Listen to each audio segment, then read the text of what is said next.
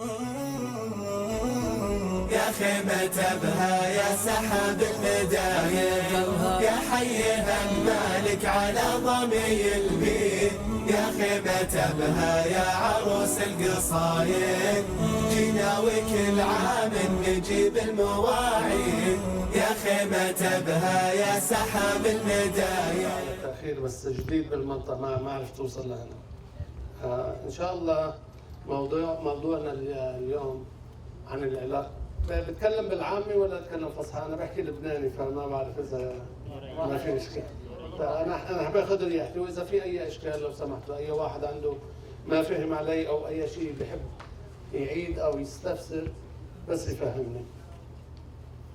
اليوم ان شاء الله سنتكلم عن المفهوم الشامل للعلاقات العامة. حنتطرق الى الهدف من العلاقات العامة، أهمية العلاقات العامة، وظائف العلاقات العامة، المصاعب التي يلاقيها الفرد أو المؤسسة أو المنشأة في العلاقات العامة، نشأة العلاقات العامة، مفهوم العلاقات العامة، كله إن شاء الله حنتطرق عليه. حنعمل أول سكشن، أول قسم إن شاء الله للتعريف، ولا بتكلم بإيجاز عن العلاقات العامة إجمالا. بعدين بالقسم الثاني نحكي عن الأهداف والوظائف والمعوقات والحلول. وبالقسم الأخير إن شاء الله نتكلم عن نعمل قسم للأسئلة والأجوبة. أي واحد عنده أي استفسار أو عنده أي سؤال إن شاء الله. مش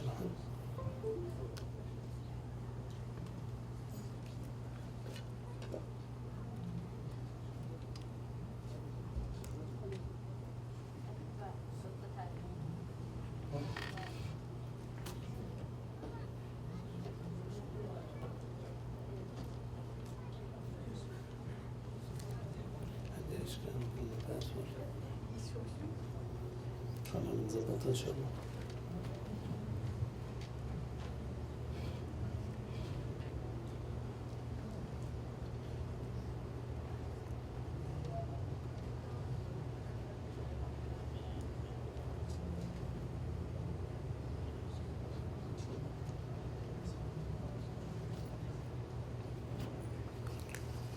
اوكي حنبتدي ان شاء الله. اول ما يجينا الباسورد نفتحه.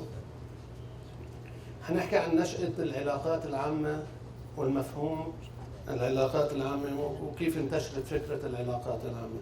علاقات عامة بالإنجليزي اللي هو public relations. public relations اللي هو public اللي هو عام. relations العلاقات، أي شيء بيتعلق بأمور تحليل وظائف أو تحليل أمور أو مستعصيات على أي منشأة، على أي مؤسسة كانت حكومية أو فردية أو رسمية تتطلب تدخل من العلاقات العامة. حنحكي هلا بإيجاز إن شاء الله. حنحكي على الهدف من العلاقات العامة وأهمية العلاقات العامة ووظائف العلاقات العامة.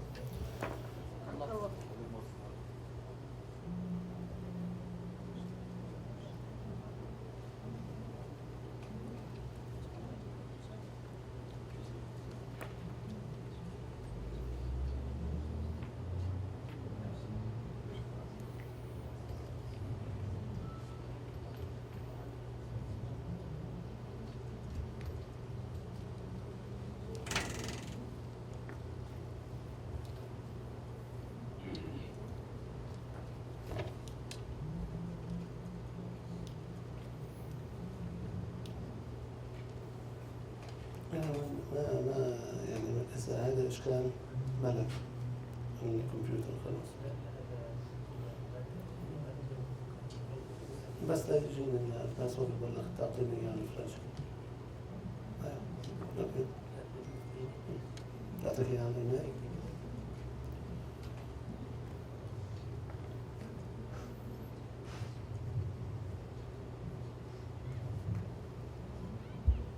على الهدف من العلاقات العامة.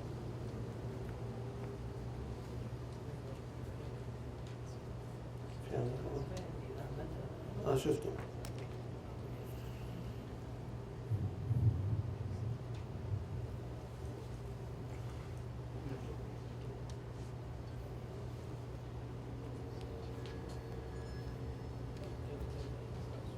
لا نحط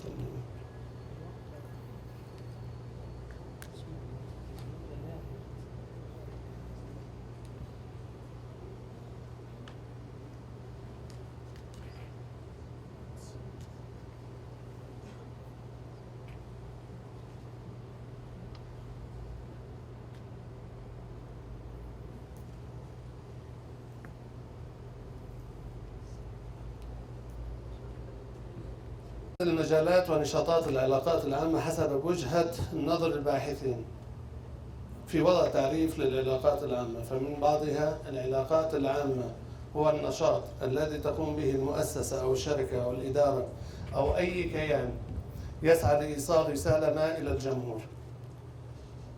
مؤسسات، شركات، دوائر حكومية، أفراد، أشخاص، أي شخص ينوي أو يقوم بعمل ما لتوصيل رسالة ما إلى الجمهور أو إلى الرأي العام أو إلى الببليك، إلى العامة، هذا يتطلب منه علاقات عامة. العلاقات العامة شغلتها توصيل رسائل من ألف إلى باء، من مؤسسة إلى أفراد من العاملين، من الجمهور، من المستوردين، من المستثمرين. أي شغلة توصل من طرف إلى آخر يتطلب علاقات عامة. فهي كيان يسعى لإيصال رسالة ما إلى الجمهور لتوجيههم حسب تقويمها ولربط سياساتها مع الصالح أو مع الرأي العام وتنفيذ البرامج التي تكسب ثقة وإعجاب الجمهور. الرسالة اللي بده يوديها الشركة أو المؤسسة أو المنشأة التي تطمح بأن تؤدي رسالتها إلى الجمهور أو إلى الرأي العام عليها أن تمر بعدة مراحل. ما في شركة تقوم فجأة تقول أنا بدي أعمل سياسة ألف باء تاء وأطرحها على السوق. لازم يكون في دراسة، لازم يكون في تخطيط، لازم يكون في أهداف، لازم يكون في مصالح، لازم يكون في توقيت زمني. منشان هيك كل هذا بيتطلب رؤية وخريطة عمل كاملة، يسموها دراسة شاملة لأي عمل ينبغي القيام به. من التعريف الثاني: العلاقات العامة هي الوظيفة الإدارية لتقريب الجمهور بمنهاجها مع الشرح الوافي للمعلومات المتعلقة لها بوسائل الاتصال المناسبة من كتابات أو إعلانات أو وسائل إلكترونية أو مواقع اجتماعية، اللي هلأ بنشوفه بعصرنا الحالي في وسائل تواصل، من التواصل الاجتماعي على الإنترنت، فيسبوك، تويتر، أي شغلة تتعلق بالوسائل الإلكترونية يمكن بواسطتها أو من خلالها توصيل الرسائل للعلاقات العامة للجمهور أو للرأي العام. في عدة وسائل.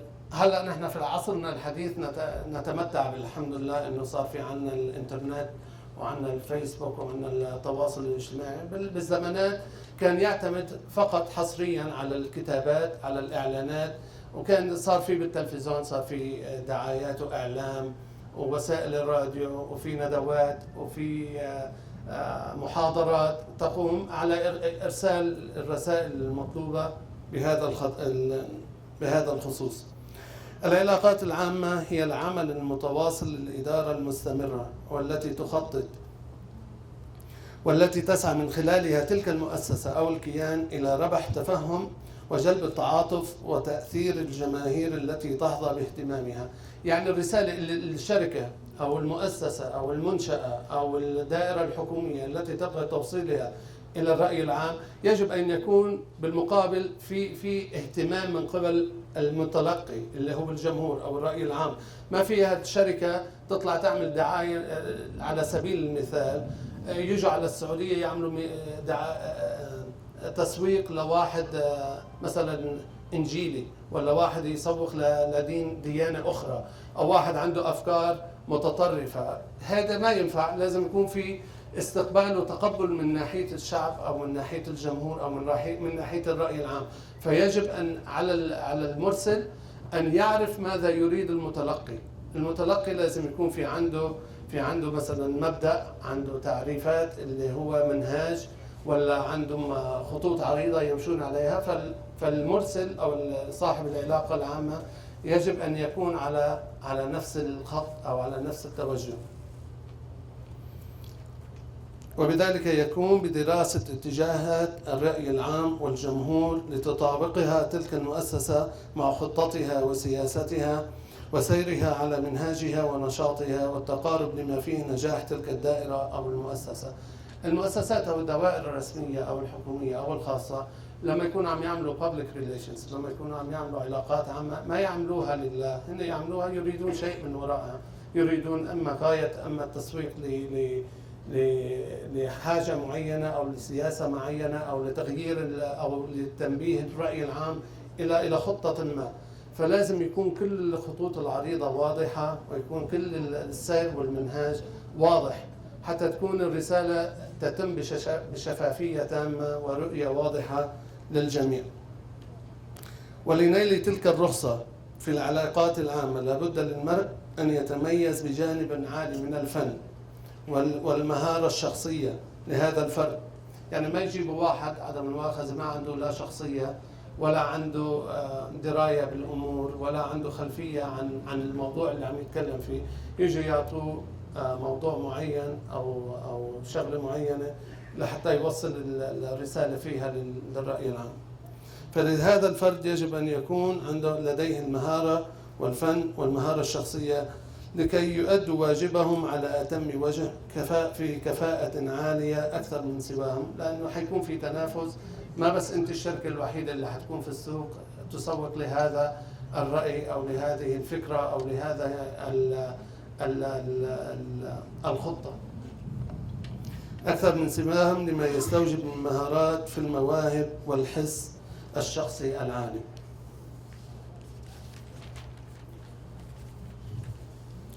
إن علم أو دراسات العلاقات العامة هي خليط من العلم الواسع والفن والموهبة الشخصية للأفراد، الذي لا يتوقف عند حدود، بل ينهل دوما من نهر المعرفة ويتعلم من غيره فن القيادة والفكر والدراسة.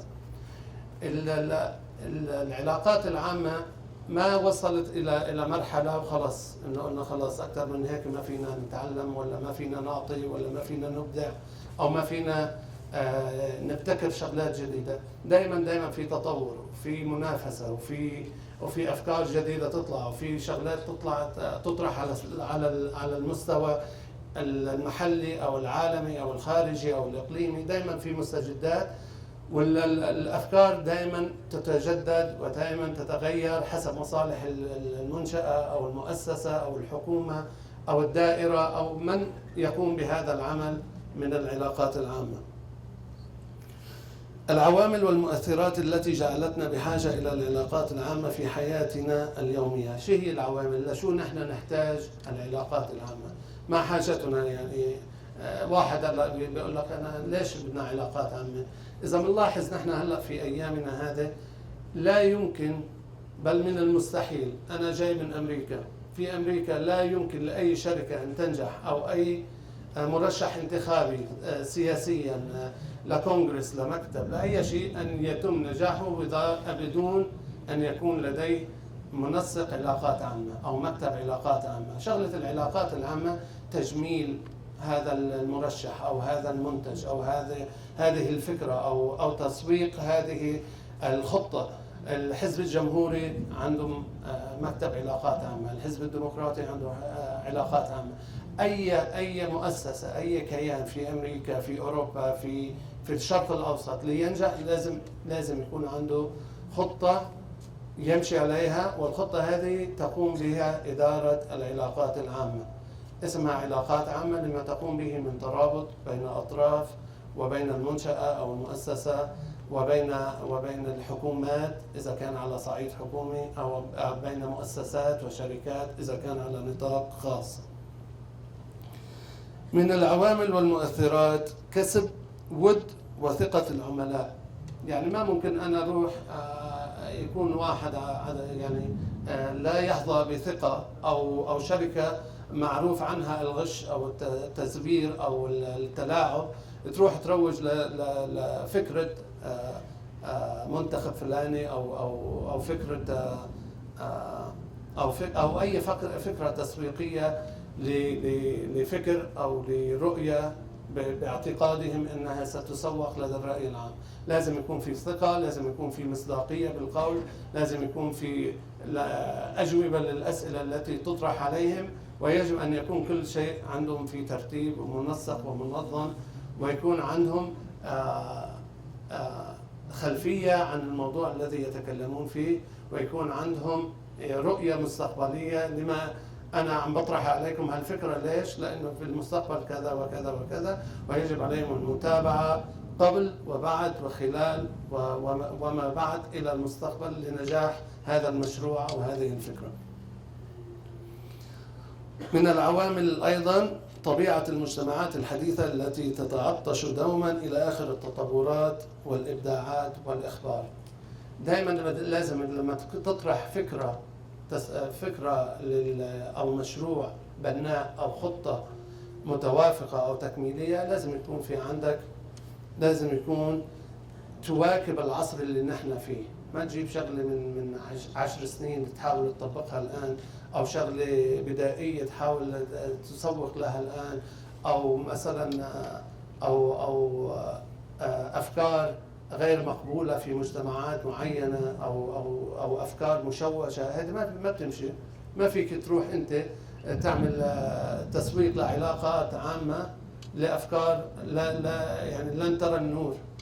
فلازم يكون في دراسة لهيك شغلات بما يواكب العصر اللي نحن فيه.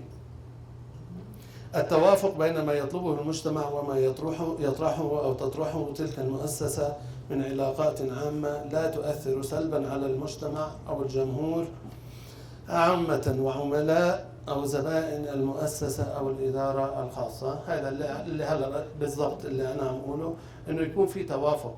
ما يكون واحد بالشرق يكون المؤسسة أو العلاقات العامة لتلك المؤسسة أو تلك المنشأة في وادي، والمتطلب أو الرأي العام أو الجمهور يتطلع إلى شيء آخر في واد آخر.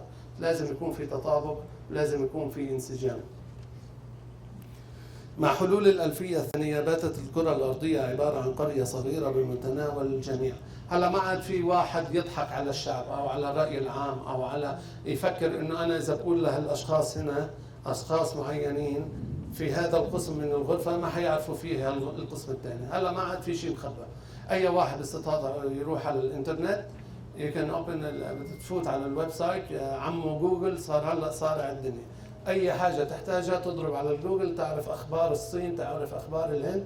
ما عاد في زمن الاستخفاف بعقول الرأي العام أو الجمهور. هذا ولا فالواحد يحرص أشد الحرص أن يكون لديه مصداقية فيما يقول، أو يكون لديه مصداقية فيما ينوي عمله، أو يكون له مصداقية فيما ينوي التسويق له عن هذه الفكرة أو هذا المشروع أو هذه الفكرة.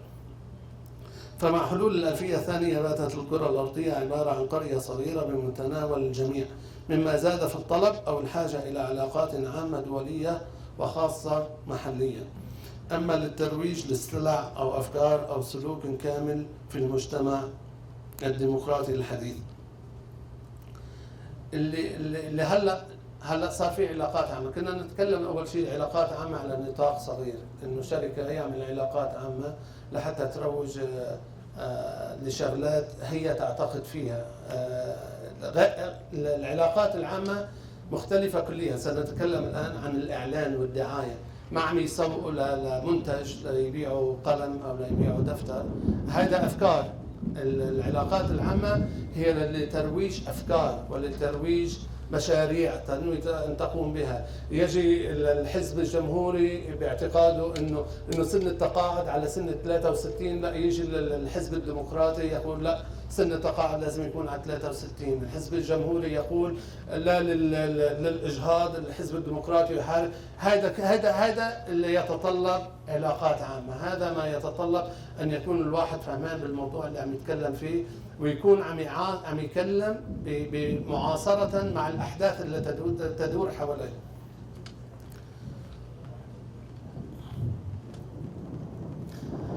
أوكي، كما أسلفنا العلم الحديث بحاجة ومساهمة إلى حد كبير بتقريب المسافات بين أصقاع الأرض من شبكات تواصل وإعلام حر أو غير مقيد. اللي عم نتكلم فيه نحن على العلاقات العامة عم نحكي إجمالا في بلاد يسودها نوع ما من الديمقراطية. ما حنتكلم على ديمقراطية أمريكا ولا على ديمقراطية أوروبا. نحن نتكلم على ديمقراطية الحر، إبداء الفكر الحر الخلاق الذي يساعد على مجتمع نظيف، على سلوك كويس. ما عم نتكلم انه ديمقراطيه التعامل في اشياء معينه، او لا يمكن يعني اوجه الشبه بين الديمقراطيه اللي نحن نعرفها في بلادنا في الشرق الاوسط تختلف نوعا ما عن الديمقراطيات التي يعرفونها في الغرب. نحن عم نحكي انه التقارب بالعلاقات العامه يكون في جو ديمقراطي، مما يعني انه في جو ديمقراطي يسمح لك باستخدام عقلك اللي انت بتلاقيه مناسب تنتخب له، اللي انت بتلاقيه يوافق عاداتك وطقوسك وما انت تعتقد به انه صح. هذا ما نعني به بجو ديمقراطي حر.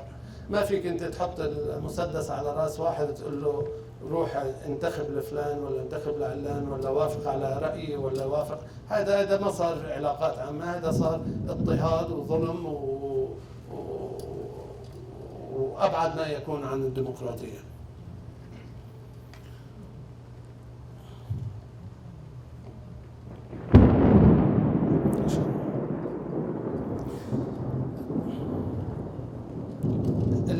من الأمور التي تساعد على من العوامل أو المؤثرات على العلاقات العامة العدد الوفير للمنظمات أو الجمعيات أو الهيئات ونموها الذي يساعد ويساهم في تصحيح اتجاه الرأي العام حسب. أول قبل ما أنا سوق فكرة لشخص أو لمجموعة أو لرأي عام أنا مقتنع فيها، فهذا الشخص هذا الفرد لازم يكون عنده بسموه حس مرهف، بيطلع اول ما يطلع على الجمهور بيكون واقف على البوديوم، بيكون واقف على الاستاد المنصه، يطلع بعيون الجمهور يعرف هن شو بدهم. الفكره اللي عم يوصلها هو معتقد فيها اعتقاد كامل، مثل ما قلت لواحد من الاخوه هلا، يعني لما انا بدي بيع فكره معينه لازم انا اكون مؤمن فيها ومصدق فيها، حتى لما يجي فلان يسألني عنها من أي زاوية، يسألني أي سؤال عنها أنا ملم فيها ومقتنع فيها وأنا قابل للنقاش وأنا قابل للفكر الآخر. بس أنا جاي أنا أعرض فكرتي، فأنا لازم أكون عارف شو. فهذا الفرد لازم يكون أول شيء متعلم. لما أقول متعلم أيوة علم جامعي، علم يكون على دراية بالموضوع اللي عم يتكلم فيه، يكون عنده شخصية تجذب اللي عم مستمع، ما يكون عم يتكلم وخايف ولا متكلم ومتردد ولا عم يعرض فكرة هو ما مقتنع فيها ولا يعرض حاجة ليسوقها أو فكرة أو شغلة وهو منه عارف عن شو عم يتكلم. فهذا كله بيعتمد على الشخص أو على الفرد مع المهارة وسرعة البديهة. بده يكون سريع، لما نقول سريع ما يكون سريع بأمريكا بسموه سليك، يعني زيبق يلف ويدور، لا يكون سريع بديهة بس يكون صادق ويكون ستريت مثل السهم. يعني إن شاء الله أكون جاوبتك. تفضل. لذلك يا دكتور يعني الآن توجه المؤسسات الحكومية والخاصة في تعيين متحدث رسمي لكل مؤسسة، لذلك يعني لابد أن يكون فيه المميزات اللي ذكرت. نعم. وهذا توجه أكثر للمؤسسات الحكومية في تعيين متحدث رسمي لكل. صح. اشتغل هناك والوضع طيب. نترك الإجابة للسؤال في القاعة، الكهرباء اشتغل والوضع إن شاء الله إنه طيب. فأنا أعتذر منكم، نروح ونجي.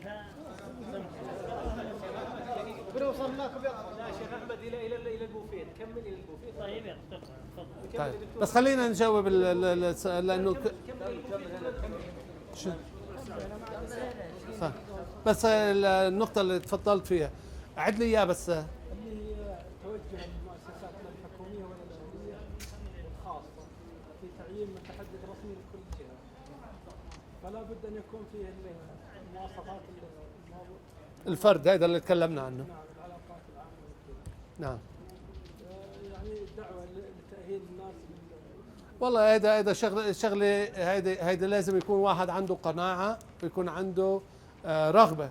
يعني ما فيك تفرضه. هذا زي العلاقات العامة، زيها زي أي تخصص أو أي مجال دراسة في الجامعة أو في المعاهد أو في الندوات، ما فيك تفرضها على شخص.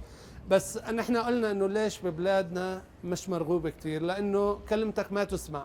بس اذا حنضلنا نقول، اذا حنبقى نقول لا هذا ما تسمع وما حدا بيسمعني وما حدا بيرد على، حنضلنا كده. فمن الباب اولى بطرق سلميه، بطرق حضاريه، بطرق ثقافيه، الواحد يضل يثابر، ما فيها شيء، ما غلط. نحن ما كنا نتوقع بيوم من الايام انه واحد يحكي انه في سوريا الناس يطالبوا في الحريه، هذا ما كان مسموع فيه. الحمد لله يعني التغيرات والاحداث اللي بتغير. فالواحد طالما انه عنده ثقه وعنده ايمان برب العالمين انه في شغله في يعملها، في يعملها، منها مستحيل. تفضل. يا دكتور انت الان شرحت ان موظف العلاقات العامه لازم يكون يعني يعطي كلمه تكون مسموعه من واقع تجربه الارض. طيب ايش الفرق هنا في الشرق الاوسط بين موظف علاقات عامه او مسؤول علاقات عامه ومستشار لمسؤول الاداره؟ كويس. خليني اوضح شغله، العلاقات العامه منا فرد، ما هذا اللي بيطلع على التلفزيون هو مسؤول العلاقات العامه. اللي بيطلع على التلفزيون هو المتحدث باسم العلاقات العامه. العلاقات العامه بتكون احمد ومحمد ومحمود ومصطفى، كلهم هدول علاقات عامه، بس ما كلهم عندهم المهاره اللي سأل عنها الاخ، ما كلهم عندهم الخطابه، ما كلهم عندهم الحس الفني لمكالمه الراي العام. العلاقات العامة تتكون من عدة أشياء، أفراد، نساء ورجال، وبيقعدوا بزتوا أفكار، وبيقعدوا 3 أيام و4 أيام اجتماعات ليطلعوا بفكر أو بخطة معينة يرسموها. الناطق الرسمي يختلف كليا عن يمكن هو من لجنة العلاقات العامة، بس ما يشترط أنه يكون هو العلاقات العامة. غالبا ما يكون المتحدث الرسمي هو مسؤول العلاقات، هو عادة مسؤول العلاقات العامة. وليش بيختاروه؟ بيختاروه لمظهره، بيختاروه لبلاغته، بيختاروه لذكاء، بيختاروه لسرعته، بيختاروه للغة اللي بيتكلم فيها، بيختاروا في مواصفات معينة، بس ما يشترط اللي عم يتكلم يكون هو مسؤول العلاقات العامة، ما يشترط أبدا. مفهومة هالنقطة؟ تفضل. عفوا. نعم. حقوق حصرية يعني؟ لما تحكي على حقوق أكيد أي فكرة. هلا هذا بسموه من باب الحصر الفكري، في موجود وفي مكاتب محاماة تحمي حقوقك الفكرية ولا أي مشروع ولا أي فكرة ولا أي. بس عادة بالعلاقات العامة ما حدا حيسرق فكرتك يروج لك إياها، لأنه هيدي فكرتك. أنت طالع بمشروع. لو أنا قد ما أتكلم عن هالقلم فيني أتكلم لونه فضي ومن فوق ذهبي وفي نجمة أنا أتكلم عنها، بس إذا ما صاحب العلاقة هو اللي أتكلم عنها ما يفهم، ما توصل الرسالة صح.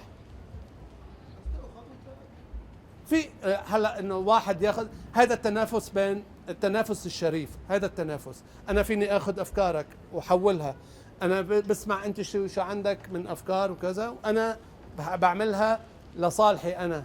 حتى لما يسالني فلان ليش انا انتخبك انت مش هو، بقول لك انه هو عنده كذا كذا كذا وانا عندي. عرفت شو يعني؟ ما انه غلط، بس تنافس شريف بسموه. يعني انا فيني اخذ من افكارك، انت فيك تاخذ من افكاري، بس ما شرط يكونوا اضداد. نعم. هيدي حقوق الفكر، وهيدي شغلات قانونية. هيدي في إلى حمايات. نعم إلى حمايات في الفكرة، في المشروع، في المخطط، كله هذا محمي بس هون ما بعرف، أنا عم بحكيك بدون تعليق. مين كان؟ تفضل.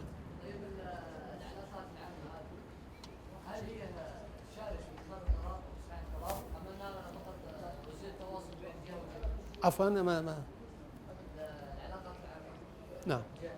هل هي شريكة في اتخاذ القرار وصناعة القرار أم أنها يعني لا تتصل بين الجهة والجهة؟ أحسنت، سؤال ممتاز جدا جدا. هل المكتب أو العلاقات العامة هن اللي بيصنعوا القرار ولا هن اللي بس بيوصلوا الفكرة؟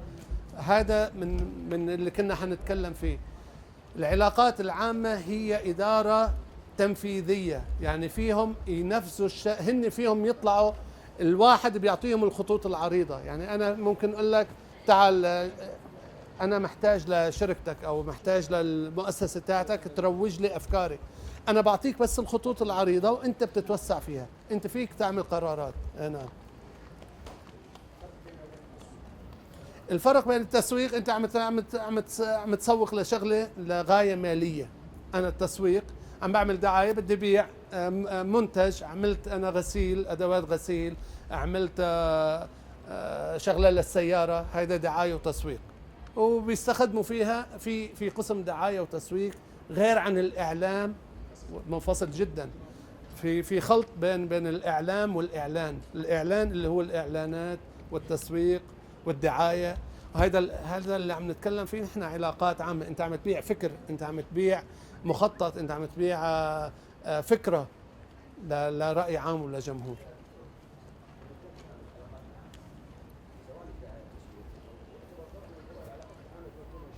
نعم. اللي بيدرس دعاية وإعلان هو يروح على قسم العلاقات العامة. نعم. جزء بس في ما يصير في خلط. نعم. بنفس الكاتيجوري. نعم. نعم. هذا كنا حنوصل له. نعم. أي سؤال آخر؟ تفضل.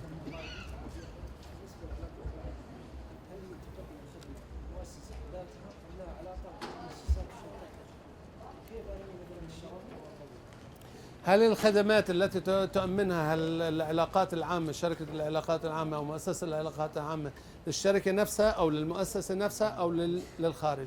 هذا اللي كنا حنتكلم عنه، إنه العلاقات العامة في علاقات عامة خاصة، في علاقات عامة خارجية، في علاقات عامة دولية، وفي علاقات عامة إقليمية.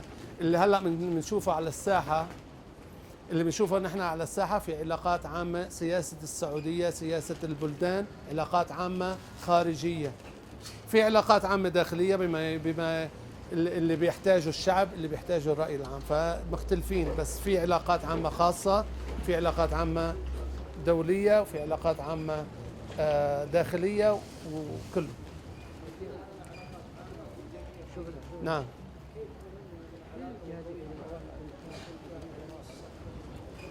داخليا أو خارجيا؟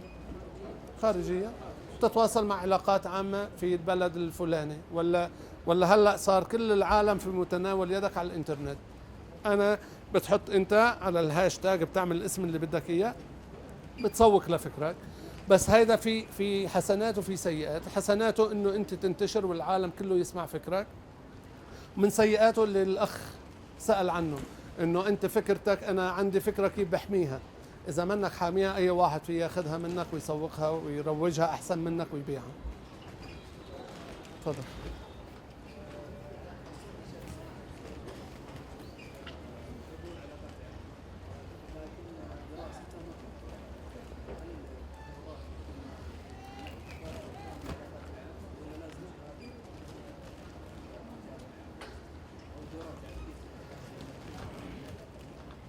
طيب، السؤال انه اذا شخص منه دارس علاقات عامة، هل يمكن انه يحول فيما بعد للعلاقات العامة؟ ولا اسهل منها، سهلة جدا.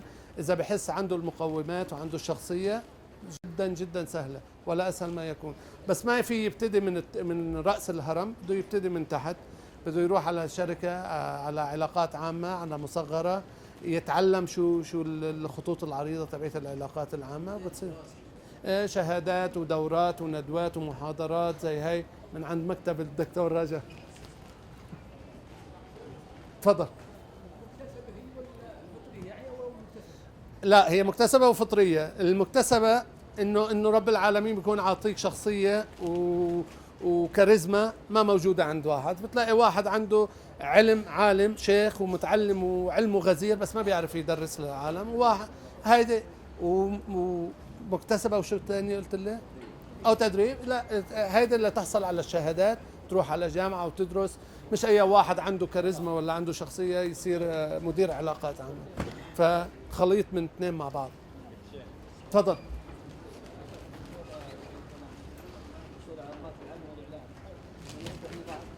من اللي سامعك؟ عفوا. في مؤسسات وشركات وجهات حكوميه تنظم العلاقات العامه بالاعلام كوحده واحده، كوحده دينيه، واخرى تفصلها، يعني كوحدتين مستقله العلاقات العامه والاعلام. فالودي واحد فيها متخصص، ولعلك يعني ذكرت هذا الشيء. نعم.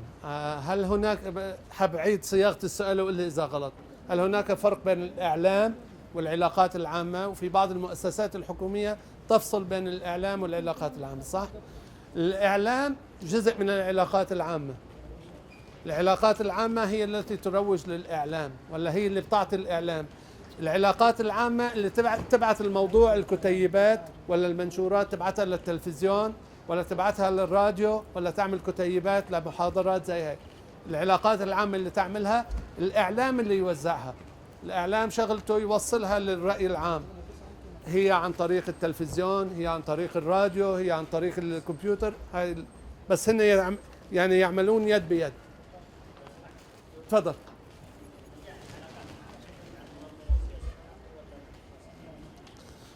حلو، عيد السؤال كمان مرة.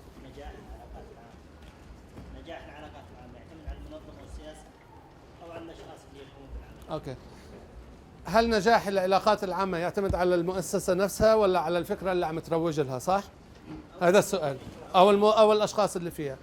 كنت عم بحكي مع واحد من الأحباب هنا، عم أقول له يمكن يكون واحد شركة تكون أكبر شركة في أمريكا، أكبر شركة إعلام وتسويق وعلاقات عامة في العالم، إذا عم تبيع ولا عم تروج لفكر خاطئ ولا لفكر منحرف ولا لفكرة بائسة، ما عاد الشعب والرأي العام ما عاد ينضحك عليه. هالأيام ما في حدا يضحك على حدا.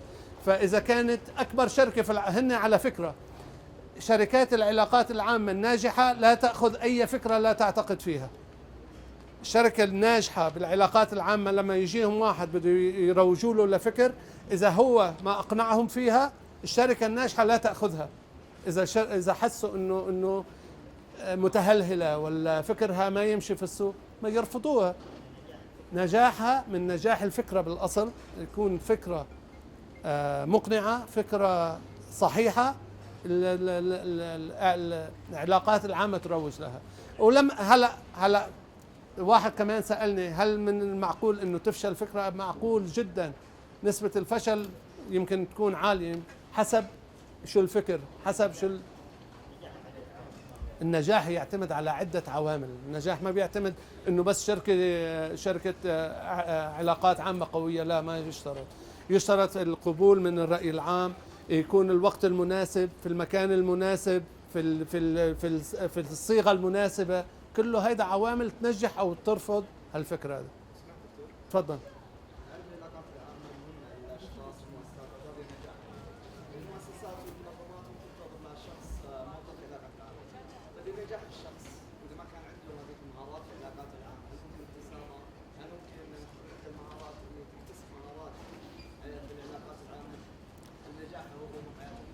العلاقات العامة يا حبيب، العلاقات العامة ما يشترط، مثل ما الدكتور رجا سألني هل يشترط انه اي مؤسسة يكون عندها ما يشترط، بس اذا بدك تكبر واذا بدك تتوسع.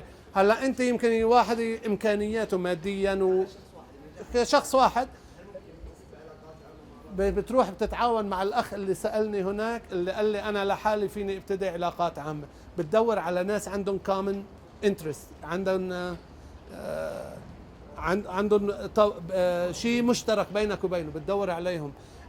هلا ولا اسهل منها انك تتواصل مع اي شخص وين ما كان.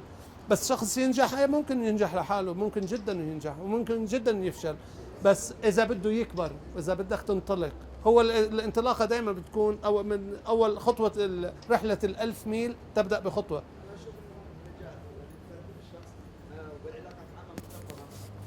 اكيد نعم.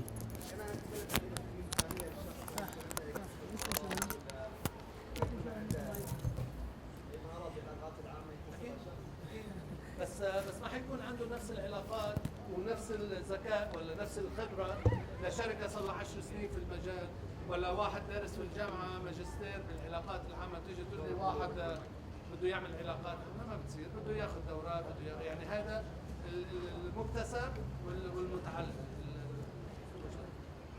تفضل.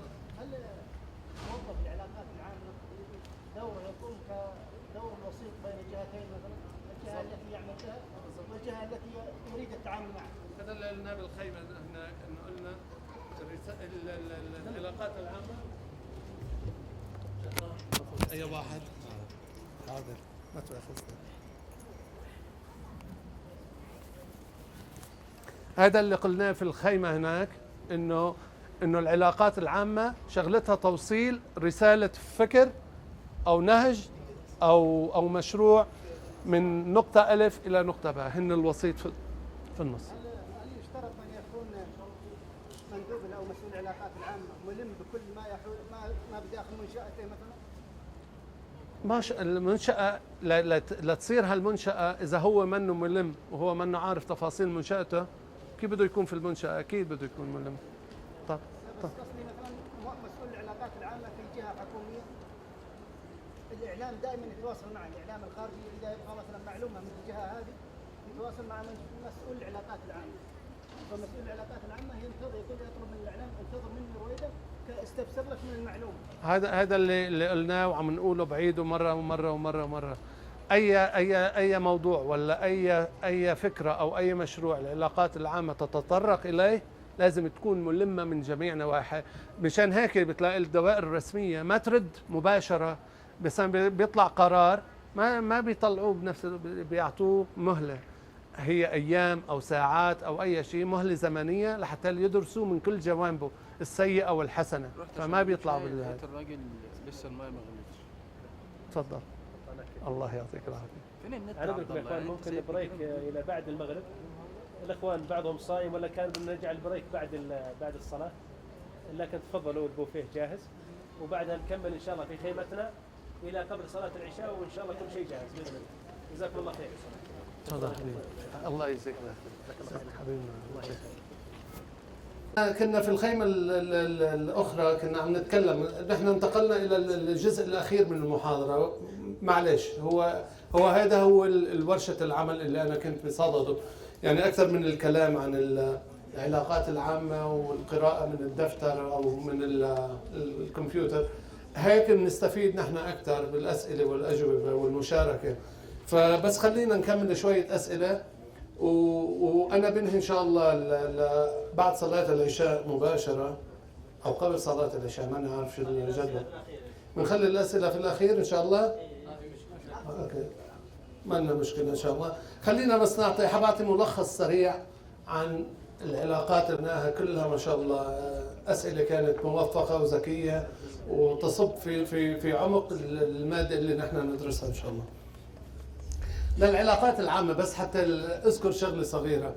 العلاقات العامة هيدي منها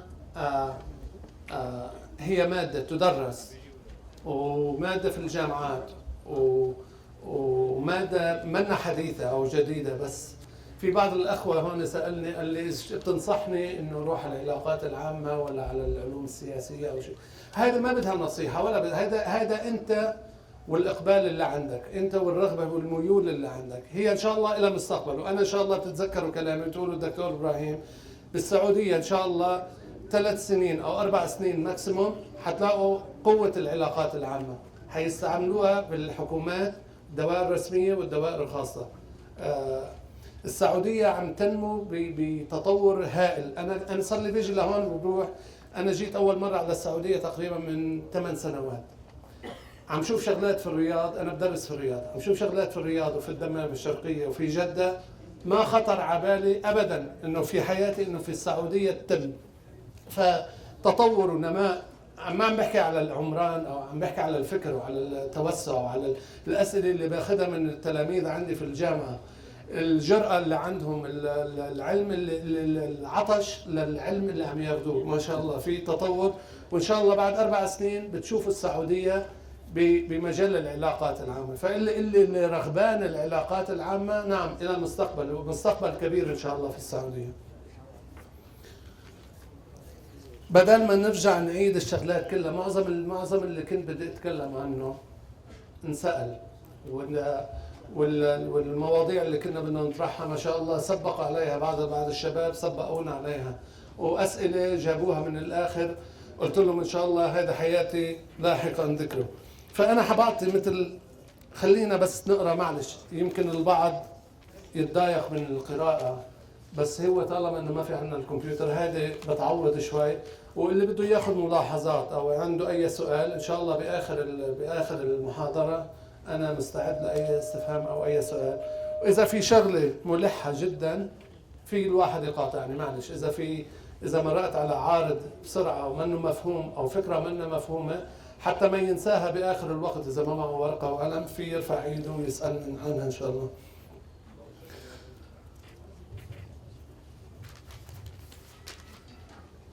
حنعطي ملخص سريع. العوامل والمؤثرات التي جعلتنا بحاجة إلى العلاقات العامة، هذا سؤال كمان انطرح. التي جعلتنا بحاجة إلى العلاقات العامة في يومنا هذا. أول شيء مكتب العلاقات العامة أو مؤسسة العلاقات العامة أو المنشأة التي تمثلها شركة العلاقات العامة أو الشخص في العلاقات العامة، غايته الأولى كسب ثقة وود وإرضاء المجتمع أو الرأي العام، بمعنى أنه ما لازم هو يفرض رأيه عليهم. اللي شغلة العلاقات العامة هو توضيح الرأي ولا توضيح منهج معين أو توضيح فكر.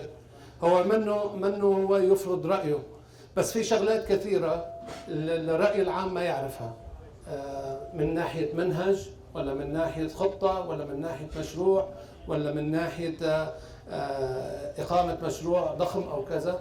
هذا شغلة العلاقات العامة هو التوضيح وكسب ثقة الرأي العام. وبده يكسب ثقة أو مصداقية للرأي العام. نحن حكينا في الخيمة الثانية قلنا إنه لازم يكون المنهاج الذي يطرحه منهاج واضح ورؤية صحيحة وفكرة سليمة ويكون فكر ما في اعوجاج لا سمح الله، أو ما يكون شيء مخالف لعادات وتقاليد البلد أو المنشأة أو الرأي العام اللي عم يتوجه له هذا المسؤول أو المتكلم باسم العلاقات العامة.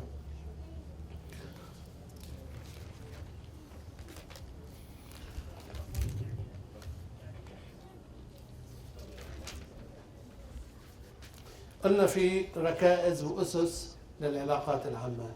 في شغلات أي بناء لا يبنى أو لا يقوم، أي منشأة لا تقوم على أساس صحيح لازم يكون عندها ركائز متينة وقوية. كذلك العلاقات العامة، لا تقوم العلاقات العامة لا أنا أقعد أقنعك بفكري أو بشغلة أنا عم بطرحها على السوق أو على الرأي العام، لازم يكون عندي خلفية عن ما أعرض عليها أو عن الفكرة أو عن المشروع الذي أطرحه. فمن هذا في مقومات أساسية للعلاقات العامة مما يجعل تلك العلاقات العامة جيدة. أوكي؟ أولا دفع الجهد، رفع المستوى العلمي كافة والفني أو المهني لكل المساهمين والعاملين في هذا المضمار مجال العلاقات العامة. يعني بمعنى أنه المنشأة أنا لما بدي أنا أسوق على فكرة رائجة ولا على فكر ولا على مشروع أنا أقوم فيه، لازم يكون في مستوى يليق بالمشروع اللي أنا أقدمه أو بالفكرة اللي أنا أطرحها. ما يكون واحد خبيصة مثل ما بيقولوا باللبناني أو يجيب فكرة متهلهلة أو ضعيفة أو يحاول يعرضها على الرأي العام. لأنه كما قلنا أنه هلأ ما عاد في اعذروني بهالكلمة مش يستغبي الشعب أو الرأي العام أو الجمهور، لأنه صار كله على دراية وعلى فكر، وصار في قارن، صار في يفتح النت، صار في يسأل، صار في شبكات تواصل اجتماعية. فيك تتكلم هلأ مع الصين بظرف ثانية أو ثانيتين وتشوف شو عم يصير هناك. ولا إذا أنت طرحت فكرة وغير موثقة أو غير صحيحة، في الواحد فورا يكتشف صحتها من عدمه. معليش هذا الأمر عام في جميع العالم ولا في فقط الدول المتطورة؟ العلاقات العامة لا تعرف حدود ولا بلدان ولا شيء. العلاقات العامة علاقة عامة إذا كان في لبنان ولا في السعودية ولا في أمريكا. أنت العلاقات العامة ليست دراسة بلد معين أو مادة معينة أو جهة معينة. العلاقات العامة لكل الفئات ولكل. أول ما قلنا هنا أول ما كلمت إنه العلاقات العامة للمؤسسات الخاصة والفردية والشركات والمؤسسات الحكومية، تعمم على أي بلد وعلى أي منطقة وعلى أي صعيد فردي أو إجماعي أو حكومي أو خاص أو عام أو أي شيء. ايوه بس انا اقصد في موضوع توصيل الفكره انك ما تضحك على الشعب او تضحك على الجمهور. في بعض الدول زي ما نقول دول نائيه او ما فيها تطور او ما فيها زي بعض دول افريقيا وبعضها، ممكن يوصل لهم فكره والشعب ما هو مطلع. الشعب يتكلم على النطاق الضيق، وهذا بس الفكره لا انت عم تخلط بين الامور. إن المناطق التي لا يوصلها مثلا النت او الفكر العام او هذا نحن عم نقول انه العلاقات العامه كيف توصل الفكر. هو قد يكون الفكر مشوش او يكون فكر ضال او يكون فكر غير صحيح. الشعب او الراي العام او الجمهور او العملاء او اللي بدك تسميهم، سمي ما شئت، لانه يمكن انت عم تسوق لفكره او لمنظمه او لشركه خيريه او لمؤسسه خيريه، اللي بدك اياه. انت بتكلم، انت بتعرض الفكره اللي عندك، والشعب يتقبل او الجمهور يتقبل او الافراد يتقبلون او ما يتقبلون، هذا منه بايدك ولا بايد، هذا انت عم تطرح الفكره. فانه في افريقيا انت ما عم تبيع شغله من السعوديه تسوق لها وتروج لها في افريقيا مثلا. انا عم بحكيك على نطاق خاص، عام، حكومي، اقليمي، خارجي، خاص. هذا اللي تكلمنا فيه، انه هذا بيتوسع جدا جدا. انت سبقت على الموضوع شوي. من الاساسات والركائز المهمه للعلاقات العامه عدم تعارض اهداف العلاقات العامه مع اهداف المجتمع ككل. ما فيك انت تروج فكره تفتح ديسكو بالسعوديه وتقول لي والله انا بدي اروج لهالفكره، او يجي مثلا مرشح انتخابي يقول لك انا بدي اعمل بدي افتح والعياذ بالله انه بار في المنطقه الفلانيه. بدك تحدث الناس بما تعيه عقولهم، تحكي مع شرائح المجتمع، تكون على مستوى وتكون عم تحدثهم بشغلات اللي يقدروا يتواصلوا معك او يفهموا انت شو ما تحكيهم بالشرق وهن في الغرب، او ما تجيب لهم افكار غريبه على المجتمع او على التقاليد او على العادات. كل الحرص على مراعاة الصدق والدقة في الأداء وعدم إخفاء الحقائق من الرأي العام. في شخص قال لي أنت شددت كثير على كلمة المصداقية.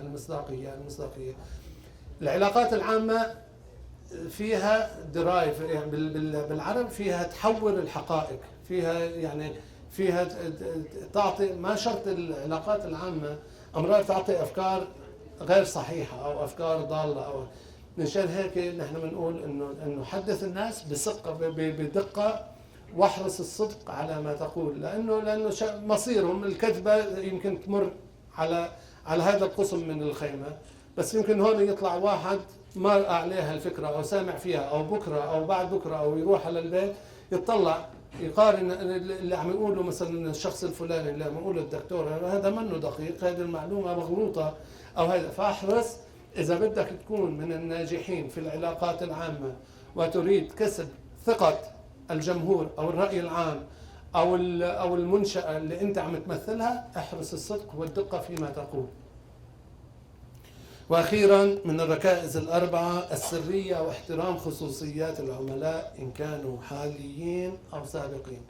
أنا ما فيني، لما أنا كنت عم أتكلم مع أحد الأخوة هون عم أقول له المرشح السياسي في بلاد الغرب وفي بعض البلاد العربية أول ما يترشح، أول ما يدخل معترك الحياة السياسية يتخلى بضعا ما عن حياته الشخصية، صار عرضة للأسئلة والأجوبة وسلوكياته وخصوصياته طالما لا تمس شخصه كشخص، انه اتكلم في عرضه او اتكلم في بيته او اهله كذا، بس طالما هو رشح نفسه انه يقف على هالمنبر هذا فتح المجال للمنافسين الآخرين أو للرأي العام من حقهم أن يعرفوا من ينتخبون أو يعرفوا من هذا الشخص وماذا يمثل وما فكره، فمن حقهم يسألوه أي أسئلة كانت صغيرة أم كبيرة، يمكن شغلة. فهنا العلاقات العامة بتدور الزوايا،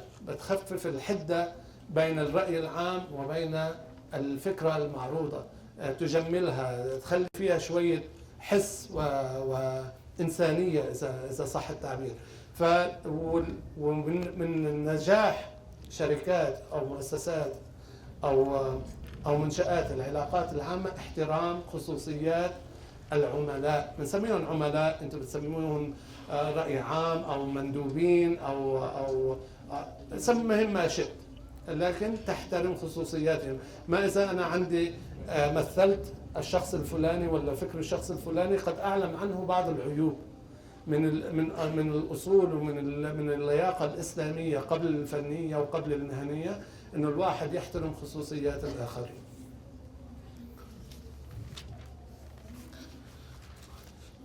حكينا على أهمية العلاقات العامة. في بعض الأخوة سألونا إنه ليش العلاقات العامة، شو المهم في العلاقات العامة؟ تظهر تلك الأهمية الفعالة عندما تقوم المؤسسة أو الشركة، أو عندما تحس تلك المؤسسة بأهمية الاتصالات الفعالة التي يجب عليها القيام به بكافة الهيئات الحكومية أو الخاصة أو الخيرية أو السياسية وما شابه. والجمهور لديه عنده الحرية في قبول تلك الفكرة، في قبول تلك المشروع، في قبول هذا المخطط، في قبول هذا المرشح، في قبول هذه الفكرة التي تطرحها القيمين على هذه العلاقات العامة، حيث إنهاء وظيفتها الأساسية والوحيدة مشروطة كمروجة لفكر أو لمسوق من سلعة للأفراد أو المؤسسات أو الشركات من حلقة متكاملة أو إنتاج. ما المنتج؟ دراسة كاملة شاملة ودراية تامة وتسويق من إعلانات وندوات ودعايات ومن تمويل، إن كان تمويل خاص أو كان تمويل عام أو كان تمويل حكومي أو كان تمويل شركات أخرى، إن كان على صعيد فردي أو جماعات أو حكومات أو مؤسسات. بعدين من أهمية العلاقة العامة الترابط بين العلاقات العامة بين المسوق وبين الجمهور وبين الرأي العام، يكون في شوية شوية علاقات، ما يجيبوا واحد غريب عنهم، عن مجتمعهم، عن تقاليدهم، يجي ينصحهم أو يجي يعطيهم فكرة. يمكن قد تكون الفكرة جيدة بس قد لا يستسيغها الشعب أو الجمهور أو الرأي العام.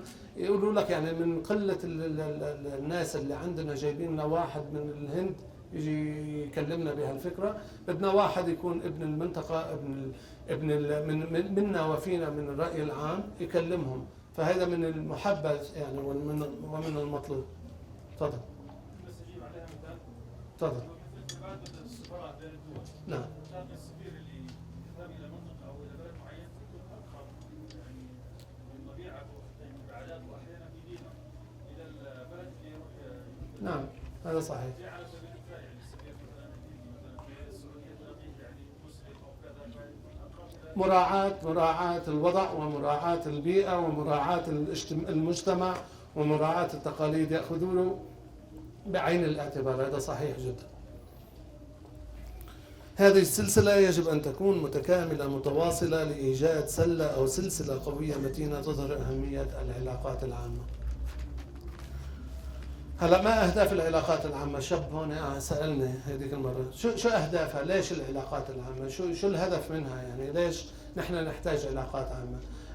أنا عندي شركة أو عندي مؤسسة أو عندنا منشأة أو عندنا وزارة أو عندنا دائرة حكومية وماشي حالها. ليش نحتاج نحن؟ شو الأهداف؟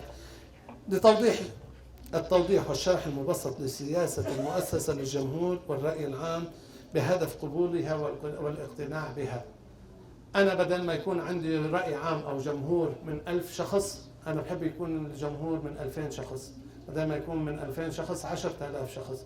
فكرتي أنا مقتنع فيها وفكر صحيح وشايفه إنه بناء وشايفه إنه قويم وصح للمجتمع ويمكن الاستفادة منه على نطاق فردي أو على نطاق جماعات أو على نطاق منطقة أو على نطاق مدينة، يفضل ومن باب أولى إنه ينتشر بشكل أكبر.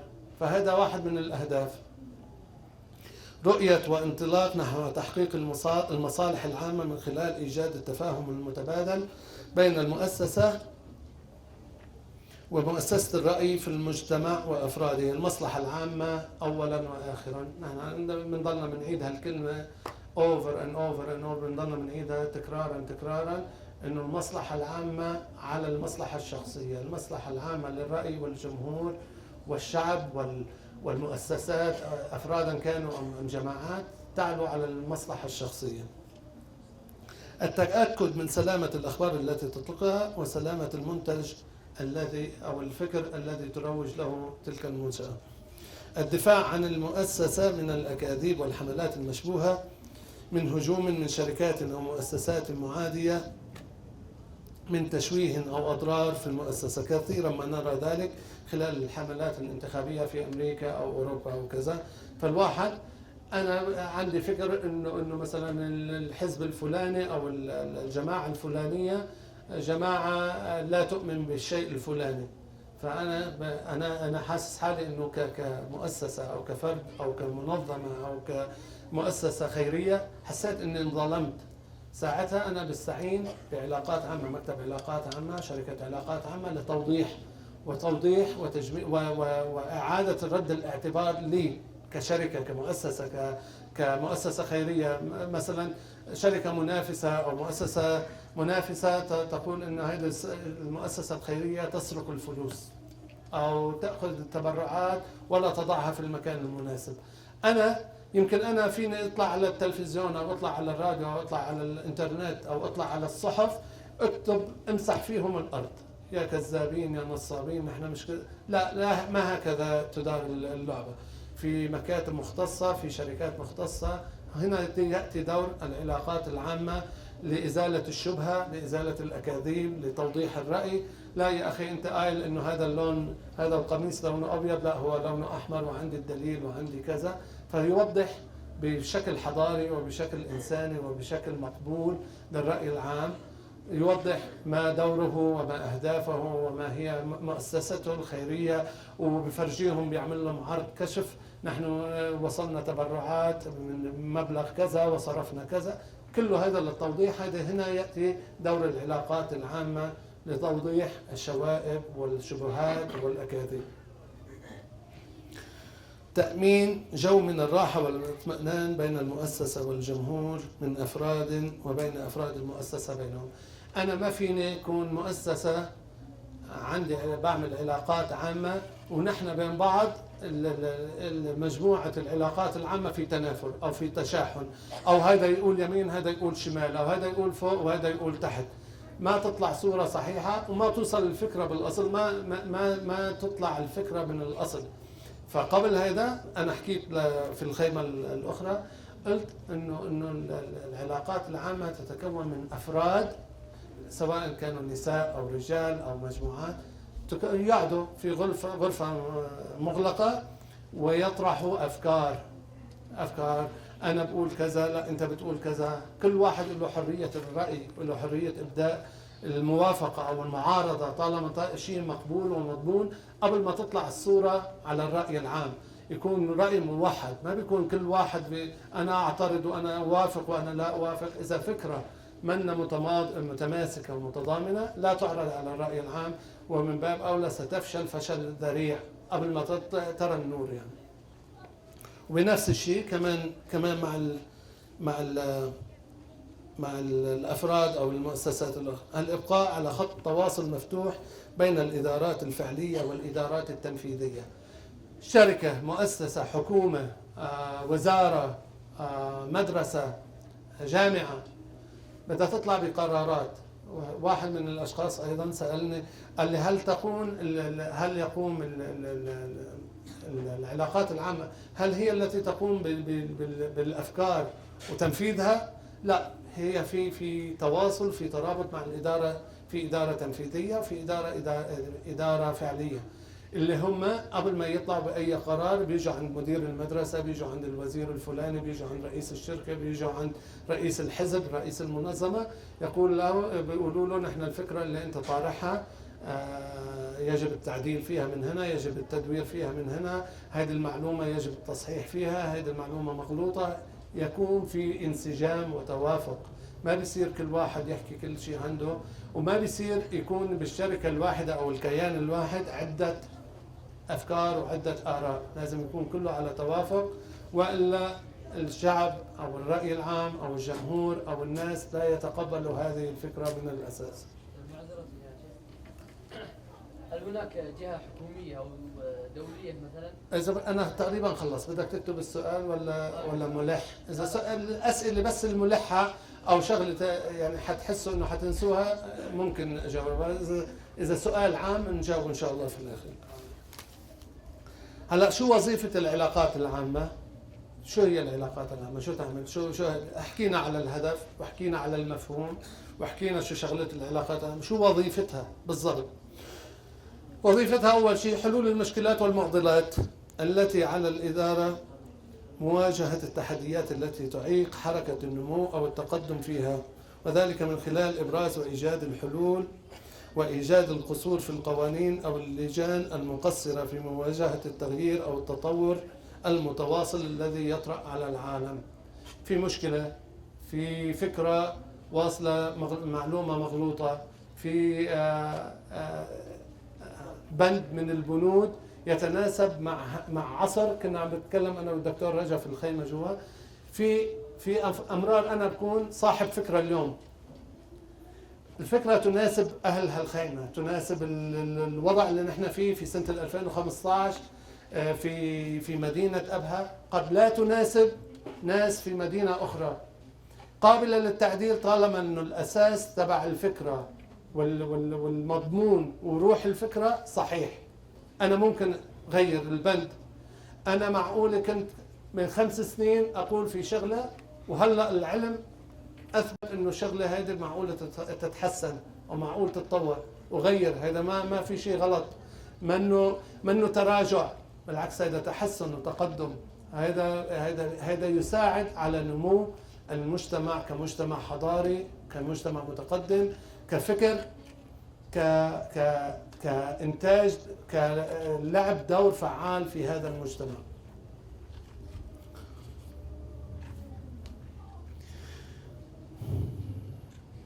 دعم الإداري المحلي للتخفيف عن الإدارة المركزية في الأمور التي يمكن حلها على الصعيد المحلي.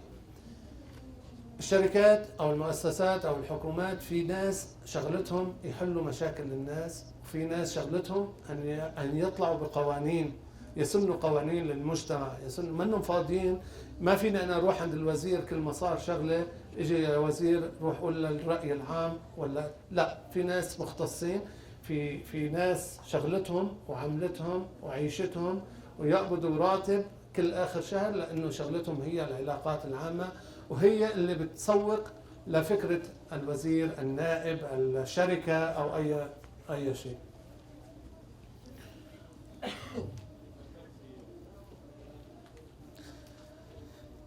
أوكي.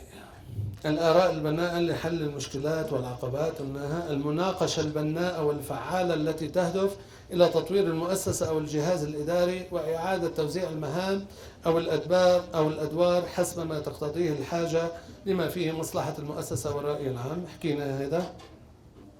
التنسيق الدائم فيما بين أجهزة التدريب، بين اللجان التدريبية والتقنية التي ترمو إلى رفع الكفاءة في الأداء لجميع المستويات الإدارية وتنمية مهارات الأشخاص المعنيين في الإدارة في مجال العلاقات العامة والعلاقات الإنسانية، مما يعزز شعور الفخر بالانتماء والولاء لتلك المؤسسة أو الشركة. العلاقات العامة، مؤسسة العلاقات العامة من باب أولى أن تكون منصفة، أن تكون عادلة مع العاملين فيها قبل ما تنشر الفكر. أنت عندك مجموعة اوكي هن كلهم بيقبضوا رواتب ويقبضون بس الشعور بالولاء من هدول المجموعة للشركة أو للعلاقات العامة، للمجموعة العلاقات العامة، يعطي حس ويعطي دعم غير مسبوق. بمعنى إنه حسس من لا يشكر لا يشكر. حسس المجموعات الفردية التي تعمل معك، حسسهم بالامتنان والشكر للمجهود الذي يعملون به، ومن دورهم هن بصيروا بيعطوك ولاء وانتماء، بيحسوا انه هن جزء لا يتجزأ من هذا الجسد.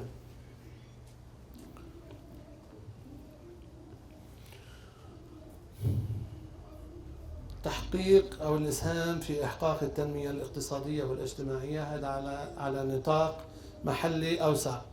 المشاركة في حل مشكلات المجتمع والبيئة التي تحيط بها. التعاون نحو المزيد من الأداء الفعال والمنتج. تقديم أفضل الأعمال التي تنال إعجاب واحترام الجمهور. رسم الخطوط العريضة لسياسة المؤسسة فيما يتفق مع المصلحة العامة، دراسة الاتجاهات والاتجاهات المعاكسة مقارنة مع اتجاهات الرأي العام. أنت ما حتكون لحالك المؤسسة أو الشركة للعلاقات العامة، مثلك متايل في مثلك 1000 و2000 و3000. أنت منك، هذا ليس حصر على شخص معين أو شركة معين، هذا في تنافس، والتنافس هو لصالح الرأي العام. فأنت لازم تكون على دراية لما تدخل على موضوع، يكون بيعملوا بسموه بروفا قبل ما يطلع الرأي العام. قبل ما يطلع الرأي العام أي مجموعة في العلاقات العامة بيقعد واحد يكون هو الخصم، أو يكون هو الشخص الآخر، أو يكون هو واحد من اللي حيكون من بين الرأي العام. دائما بيطلع واحد بسموه هكلر، يعني بيطلع واحد دائما هو جبهة المعارضة. شو ما بتقول يمين بيقول لك شمال، بتقول فوق بيقول لك تحت. فهن بيكون بدورهم عاملين هذا الدور، ياخذوه بيدرسوا، بيحطوا واحد ويقولوا له انت الشركه المنافسه لنا، انت الخصم لنا. وبيسأله هو، بيصيروا لما يطلعوا للرأي العام يكونوا متنبهين وجاهزين لأي شيء يرمى عليهم، يعني إن شاء الله. هذه مجموعة العلاقات العامة. تنفيذ الوعود والبرامج التي قدمت أو تقدم لكسب الرأي العام. نحن حكينا على المصداقية، بنرجع بنعيدها. أنت بنزل مرشح، أو أنت وزارة، أو أنت شركة، وعدت الرأي العام بشيء فلاني وانتخبوك، ولا انتخبوا المرشح تاعك، ولا وافقوا جابوا لك ميزانية للوزارة تاعتك، ربحوا أصوات لصالحك. من حق الرأي العام ومن حق الجمهور أن يحصل على ما وعدته. ما تقوم توعده أنت وأول ما توصل على المركز اللي بدك إياه، أو تحصل على الشيء الذي أنت كافحت من أجله ولا سوقت له، أول ما تطلع على المركز تنسى الشعب وتنسى الرأي العام وتنسى الجمهور. فمن أول الأولويات الحفاظ على الكلمة وعلى الثقة التي منحوك إياها. وظائف أخرى تتعلق بالعلاقات العامة متميزة بخصائص أساسية. بعد الحصول على الولاء والانتماء، اللي حكينا على الأفراد إنه يكون انتماء وولاء لهذه المؤسسة قوي، نأتي إلى خلاصة بأن العلاقة العامة من أهم وظائف المنظمة، بحيث أنها وظيفة إدارية أساسية من الطراز الأول. في ناس قالوا لي إنه العلاقات العامة مثلا في السعودية مهمشة. هي لازم تكون في أي مؤسسة أو في أي منظمة أو أي شيء، تكون من الأساسات ومن أهم الوظائف في هذه المؤسسة أو المنشأة. فإن أهمية العلاقات العامة لتلك المؤسسة أو المنظمة لا تقل بأهميتها عن أي فرع آخر كفرع التمويل أو الإنتاج أو التسويق، لا بل تكون مكملة لها جميعا، بحيث أنها تعمل معهم جميعا بكل اتساق وتكامل لتكون الغاية هي نجاح المؤسسة وتحقيق أهدافها. وبذلك نرى أن العلاقات العامة أو وظيفة العلاقات العامة في تصنيف الإدارة المركزية العليا في المؤسسة، يعني هي من أساسات المؤسسة، تكون من الوظائف القوية ومن الآراء المسموعة ومن القرارات المجابة ومن الاقتراحات المسموع بها. ما تكون شركة عاطينهم غرفة تغيير الملابس في الشركة ولا كذا، يكونوا أصحاب قرار ويكونوا أصحاب نفوذ. إن نجاح المؤسسة داخليا إنما يعكس على نجاحها وتميزها خارجيا، فتحقيق النجاح الباهر إنما يبدأ من الداخل ومنه إلى الخارج. شو أهمية التخطيط في العلاقات العامة؟ ليش بنضلنا بنقول إنه قبل ما تخدم على أي موضوع لازم تكون مخطط له، ولازم يكون في عندك خطة مدروسة قبل، خلال، وبعد. دائما أي مشروع بدك تكون فيه على العلاقات العامة يجب دراسة تلك الخطة والتخطيط لها. كما أن لكل مشروع تجاري أو فكر هندسي تخطيط وخطوات معتمدة لنجاح هذا المشروع، فإن العلاقات العامة لديها استراتيجية وخطوط أو تخطيط يجب اتباعه لتحقيق الفوائد المرجوة بنجاح. فمن تلك الفوائد ترابط أهداف العلاقات العامة بشكل واضح، ومبسط مع أهداف المؤسسة لكل العاملين فيها، وبالتخطيط يمكن تفادي الدخول في المتاهات أو الوقوع في مشاكل مستقبلية. ومن التخطيط الناجح تحديد الوقت اللازم. ما فيك تجيب مشروع وتتركه مفتوح تقول له والله نحن بدنا هالفكرة وما في مدة معينة، لا، في مدة زمنية معينة. نحن بظرف شهرين 3 شهور لازم نكون خالصين قبل ما يجي الانتخابات، قبل ما يجي موعد الميزانية العامة للشركة، قبل ما يجي وزارة التعليمية، وزارة التعليم تيجي تسأل هالمدرسة شو عملتوا، وين ميزانيتكم، وطالب انت بفلوس اكثر، ومسرح للمدرسة. لازم يكون في عندك تخطيط ويكون في عندك استراتيجية. ترابط الأهداف العامة بشكل واضح ومبسط وتخطيط. ومن التخطيط الناجح تحديد الوقت اللازم للحصول على الغاية المطلوبة، حيث أنه من المستحيل فتح وقت غير محدد لمهمة ما أو هدف ما. إن التخطيط الصحيح يساعد على معرفة وتحديد المطلوب، إن كان من تمويل أو موارد مطلوبة لتحقيق الهدف أو أهداف العلاقة العامة. ومن الفوائد أيضا التركيز على الجانب الإيجابي البناء في ممارسة نشاط العلاقات العامة.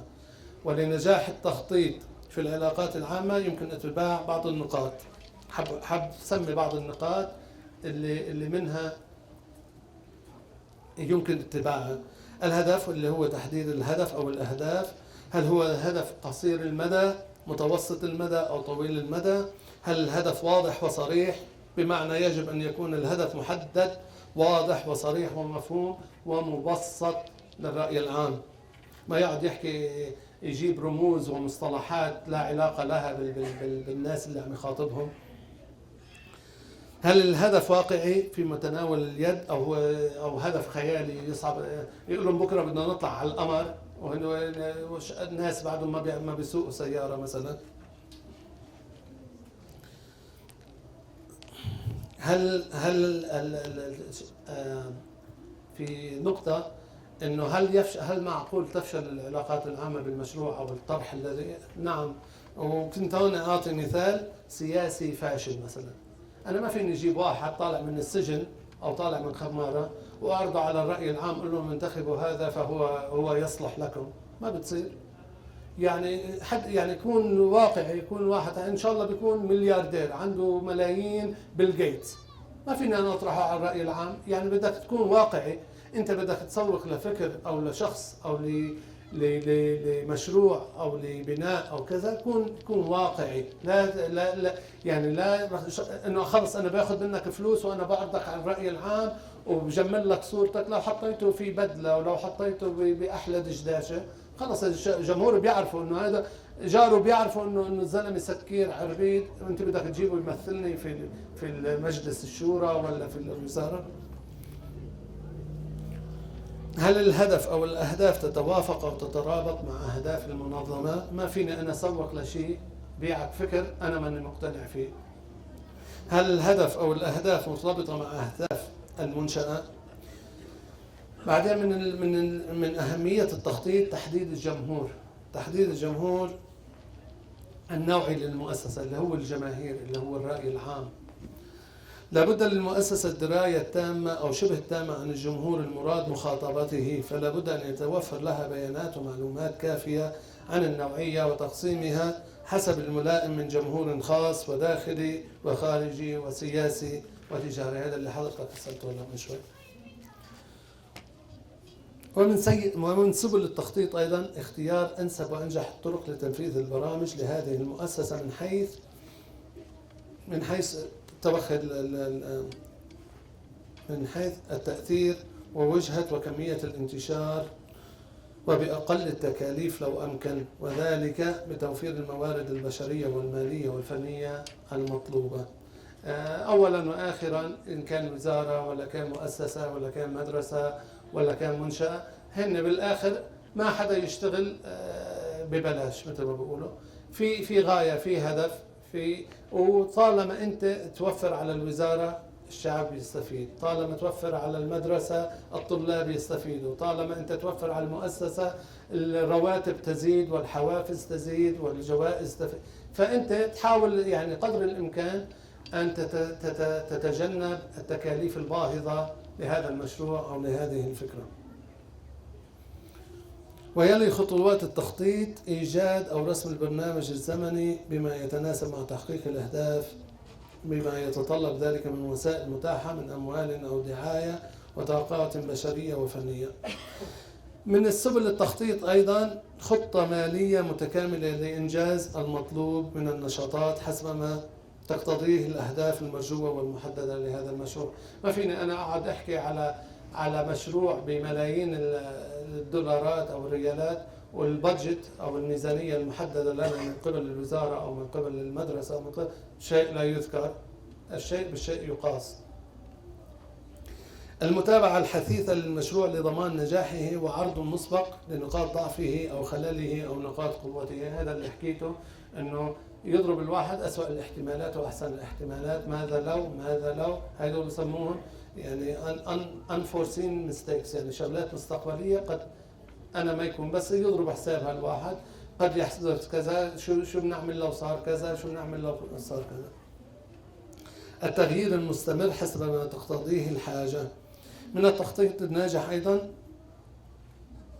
قدرة وقوة الاتصالات لانتشار وإذاعة الفكرة المرجوة، تقديمها أو الموضوع المطلوب طرحه على الرأي العام عن طريق انتقال هذا المشروع من شخص إلى أشخاص ومن جماعة إلى جماعات، والتخاطب بلغة واحدة يسهل على فهمها على الطرفين الملقي والمستمع. الاتصال على كل المستويات إعلاميا اجتماعيا وثقافيا. يجب أن تكون وسيلة الاتصال وسيلة محببة مقربة واضحة تجذب وتلقى استحسان المستمع من الجمهور والرأي العام. التوافق التام والمتناسب للرموز المستخدمة من كلمات وعبارات وصور لإيصال الرسالة الصحيحة. التركيز على المطلوب من احتياجات الرأي العام من اقتراحات لتنفيذها وإشراكهم في حلولها. الرأي العام، الجمهور، الناس بيحبوا يشاركوا، بيحبوا انه لما يلقوا كلمة يمكن يكون صح، يمكن يكون غلط، بس بتحسسهم انت من موقع العلاقات العامة انه رأيهم مسموع، احترامهم موجود، كلمتهم مسموعة. قد يكون انت تصحح لهم فكرهم ان كان صح او ان كان غلط، بس الغاية هو التخاطب معهم. التركيز مع المراعاة التامة للعادات وقيم المجتمع المستهدف لإيصال الرسالة واضحة لتحقيق الأهداف. ومن وسائل الاتصال بالرأي العام وهو الجمهور الخدمات الإلكترونية والدعاية والإعلانات المقروءة والمرئية وشبكات التواصل الاجتماعية. ولا بد هنا من التذكير بأن الأمور لا تسير دائما حسب المطلوب، فأحيانا تجري الرياح بما لا تشتهي السفن، وقد يعود بعد ذلك على قلة الخبرة بين المرسل والمتلقي الجمهور، مما يؤدي إلى إرسال رسالة خاطئة أو فهمها بشكل خاطئ تماما.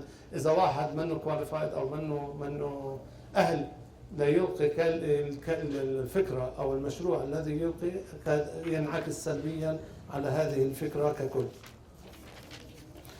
ومن السلبيات أيضا عدم التحضير للارتداد المعروف برد فعل أو رجعة الصدى. كل فعل له كل اكشن في له رياكشن، كل فعل له ردة فعل. عدم فهم الرسالة المزمع إيصالها من قبل المرسل، عدم دراسة كافية للمشروع الذي ينبغي إيصاله، عدم مراعاة البيئة الحاضنة للمتلقي أو عدم الاكتراث لعاداته وتقاليده وثقافته، خدش حياء المستمع أو التعرض أو التشهير بالطرف الآخر قد يؤدي إلى عدم ارتياح الجمهور وزعزعة الثقة بالمؤسسة. أنا عندي منافس اللي هو أحمد، لما الجمهور يشوفني عم هاجمه شخصيا، أهاجمه بشخصه وأهاجمه بأهله وأهاجمه بطريقة لبسه أو بطريقة أكله أو بطريقة أدائه للكلام، قد ينعكس ذلك ولو كنت أنا صحيح، بس الرأي العام قد ينفر من تلك. فالواحد يتوخى الحرص عندما يكون في اتيكيت أو في أسلوب راقي.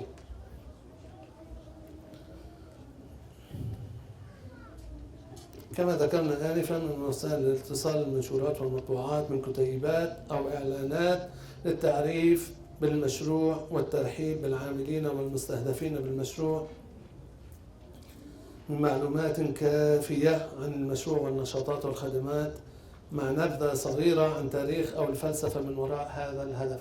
أي هدف الواحد بده يطرحه بده يعطي، قبل ما أنا أكلمك عن هذه الطاولة أعطيك نبذة خلفية عنها، كيف تأسست، من وين جبنا الخشب، من وين جبنا الحديد، متى تم التجميع، من أين الصناعة، كيف دهنت، شغلات مثل كده.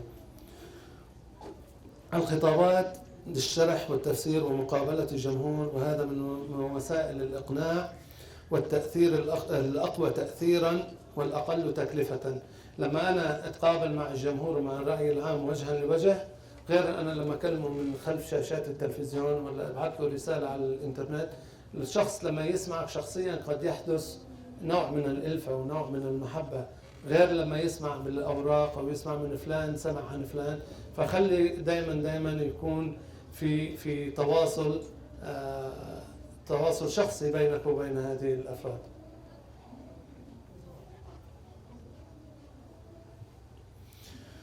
المحاضرات والندوات للقاء المباشر مع الرأي العام، المؤتمرات الفنية والمهنية والعلمية،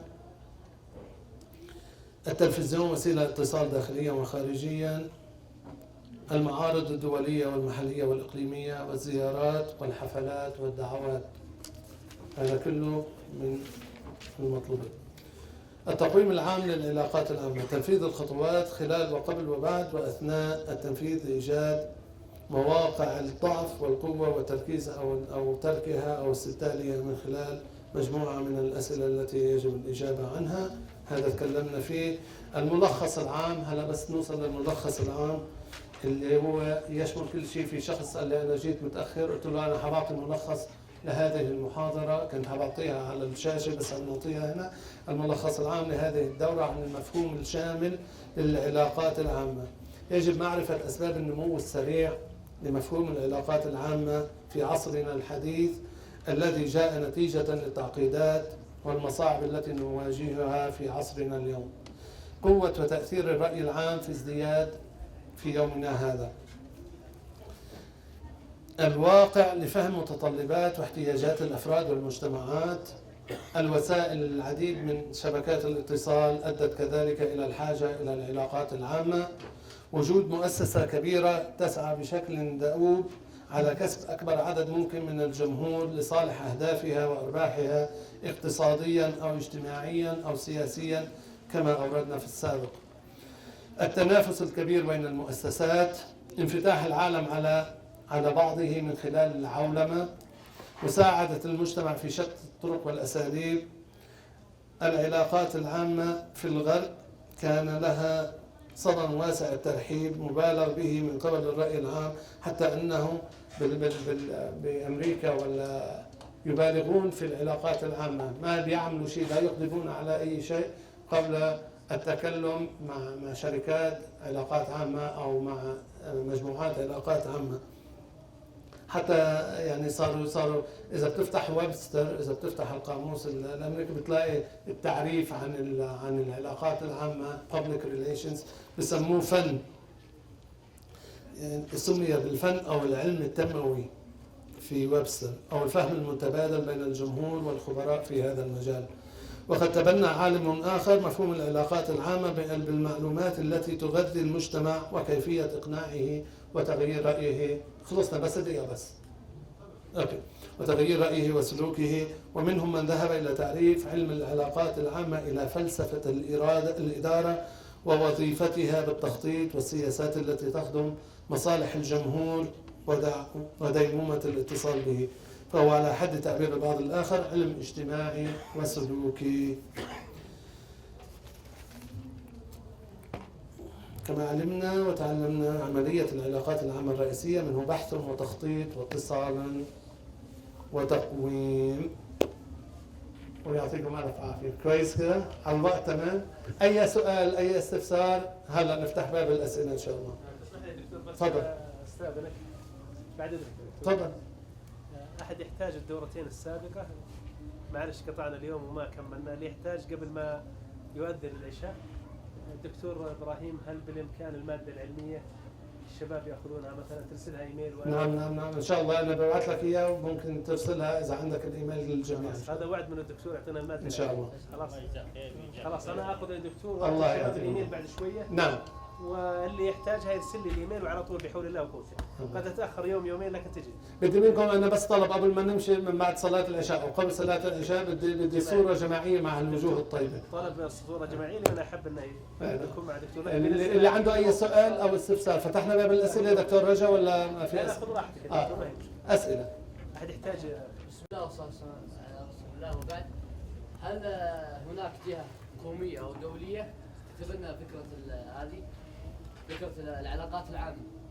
وهل مثلا يعني تكون مرجع يعني مثلا توظف تقيم دورات مثلا لو واحد يحتاج مثلا علاقات عامه تكون هي يعني الخيار الاول؟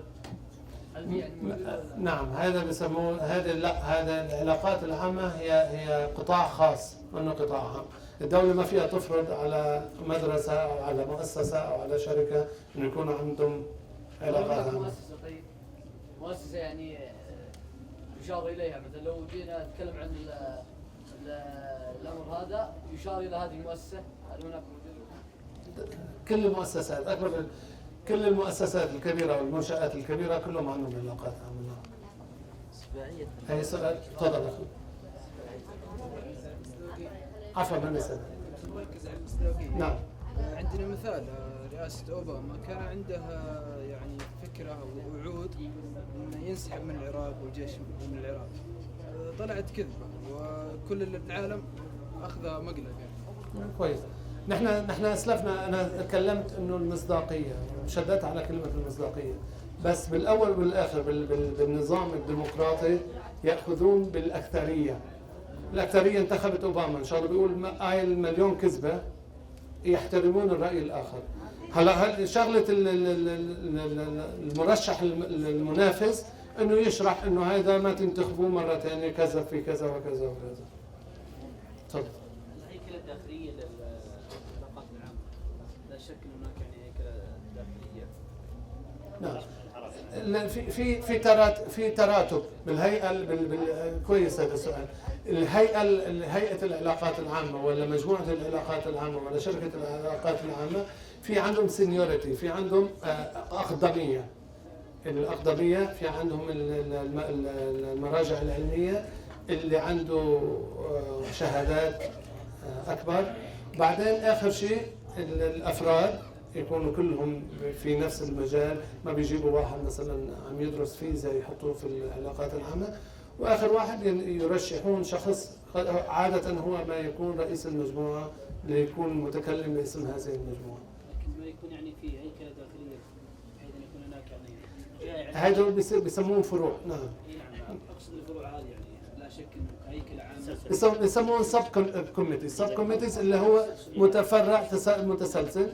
انت شغلتك الماليه، انت شغلتك العلاقات العامه مع الجمهور، انت شغلتك الامور الدينيه يعملوا مصغر هيكليه مصغره. يعني لكل مؤسسه هيكله داخليه هو هذا هرم ويتفرع منه مؤسسات صغيره. يعني ما في شيء اساسي يترتب عليه هيكله.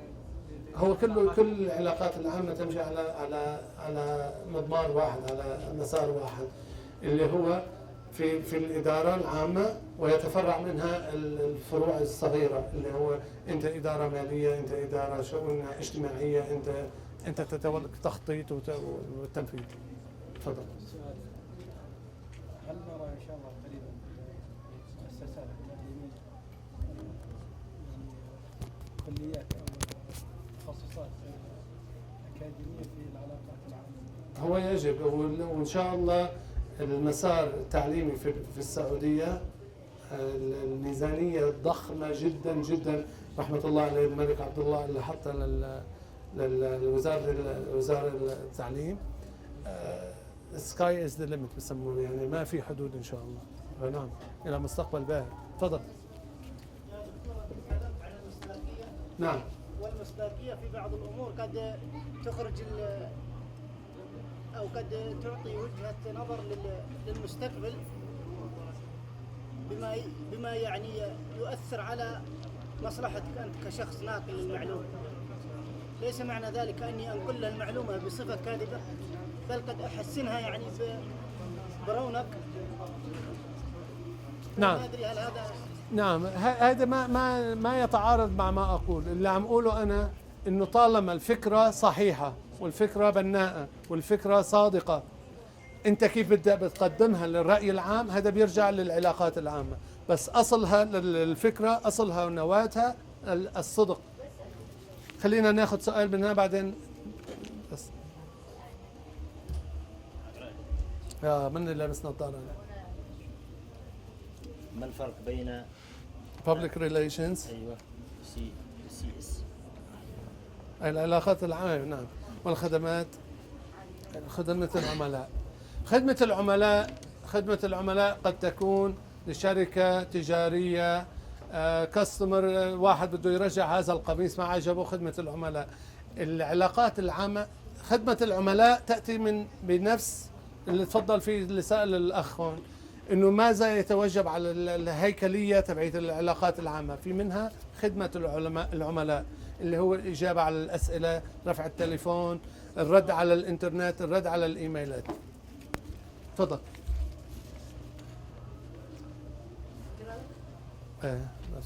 كاتبين برصاص منه. تفضل. العفو يا دكتور، بالنسبة للي فهمناه الآن أو تقريبا أن العلاقات العامة تهتم يعني بشكل مهم اللي هو الرأي العام. نعم. طيب إذا كان الرأي العام يعني له ثقافة مغلوطة أو فيها مشكلة معينة، هل العلاقات العامة لها دور مع التعامل مع هذا الشيء اللي ما هو يعني زي ما تقول ماشي بالشكل الصحيح؟ نعم، بس مين اللي يطلب هالشركة أو هالعلاقات العامة؟ مين اللي يطلبها لتصحح المفهوم؟ منظمة حكومية أو خيرية. نعم. تبغى يكون لها دور في تصحيح مسار المفهوم الثقافي للمجتمع. حلو. هل يكون لها دور مباشر؟ دور فعال وهو أكبر دور. لا بس اللي فهمناه أنها تهتم بالرأي العام.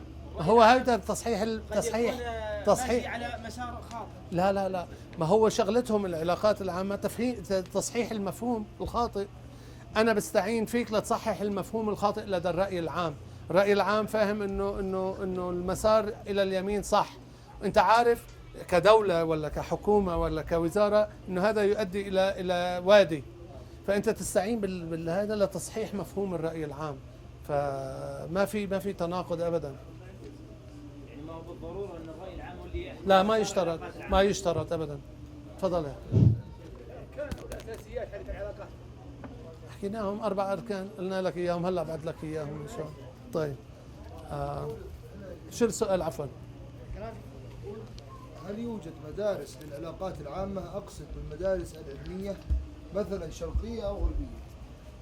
لا في جامعة تقريبا في السعودية أو في الشرق الأوسط أو في أوروبا أو في أمريكا إلا ما فيها ديبارتمنت للعلاقات العامة. نعم موجودة في نعم. ما بعرف أي واحد تاخذ هذا يعني. هذا شغل يستخدمها. اوكي اللي بدك اياه، ما بعرف انا اخذ. طيب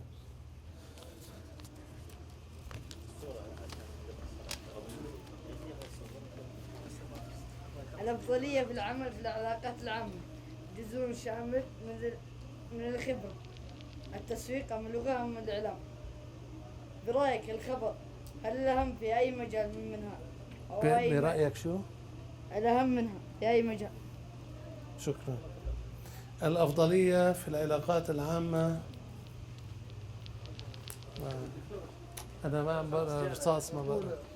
الأفضلية في العمل بالعلاقات العامة جزء شامل من الخبر أم التسويق أو اللغة أو الإعلام؟ أوكي، هذا أول جزء اللي هو الخبرة والتسويق والإعلام والإدارة.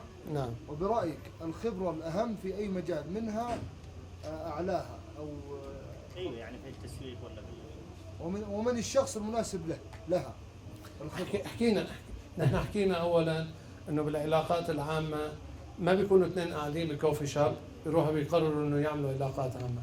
هذا موضوع، هذا بحث وهذا اختصاص في الجامعات يدرس في مدارس اداره الاعمال وفي في الاعلام. وزارة الإعلام، في وزارة إعلام هنا أكيد في صح؟ وزارة الإعلام هذا يدرس، هذا كورسات تدرس. فالخبرة أهم شيء يأتي، لا يعطى تحت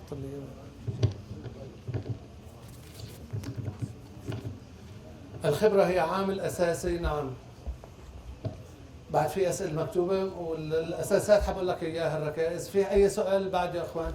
تفضل. الآن في جمعيات مثلا مهنية طبعا مثل مهنة الهندسة وبعض المهن المهنية، هل هناك جمعيات طبعا مثل هذا جمعيات للعلاقات العامة؟ لا ما في، لأنه هذا مثل ما أجبت الأخ هون، هذا قطاع خاص ما فيهم يفرضوه عليك، ولا في جمعيات تقول لك تعال انتسب لنا. في شركات هلا ما في شركة تقريبا إلا ما عندها علاقات عامة، ولو كانت مهمشة بعض الشيء، بس في علاقات عامة كثيرة هنا. ويا حبذا يعني الشباب أو اللي هلا الصغار اللي بعدهم undecided يعني غير مقررين شو بدهم يعملوا هذا مجال إن شاء الله مجال كبير جدا. يا خيمة أبها يا سحاب المداير، يا حيها المالك على ضمي البيت، يا خيمة أبها يا عروس القصايد، جينا وكل عام نجيب المواعيد، يا خيمة أبها يا سحاب المداير.